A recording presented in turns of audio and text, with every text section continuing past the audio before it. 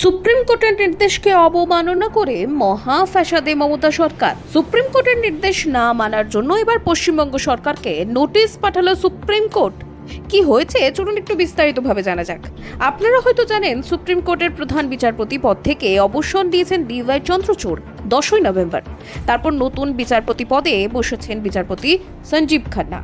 আর প্রধান বিচারপতির পদে বসেই একের পর এক পদক্ষেপ তিনি নিয়ে চলেছেন। কিভাবে মানুষকে ন্যায্য এবং দ্রুত বিচার পাইয়ে দেওয়া যায় সেই পদক্ষেপ তিনি গ্রহণ করেছেন এবং তার একাধিক পদক্ষেপের তীব্র বিরোধিতাও করেছেন বর্ষীয়ান আইনজীবীরা। তার নির্দেশ কার্যকরী হয়েছে। আর এই আবহে সুপ্রিম কোর্টের নির্দেশ না মানার জন্য রাজ্য সরকারকে নোটিশ পাঠালো সুপ্রিম কোর্ট কাকতালীয়ভাবে। যদি আপনারা দেখেন, রাজ্য সরকারের একাধিক মামলা কিন্তু সুপ্রিম কোর্টে ঝুলে রয়েছে।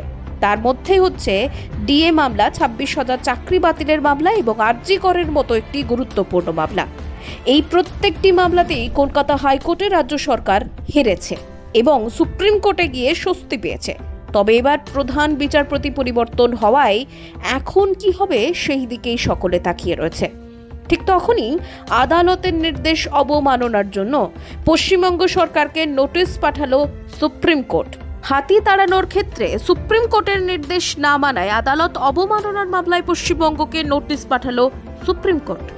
আবেদনকারী জানিয়েছেন, সুপ্রিম কোর্টের নির্দেশ অমান্য করে বন্য হাতিদের উপদ্রব রুখতে পশ্চিমবঙ্গ কাঁটা ও জ্বলন্ত মশাল ব্যবহার করছে।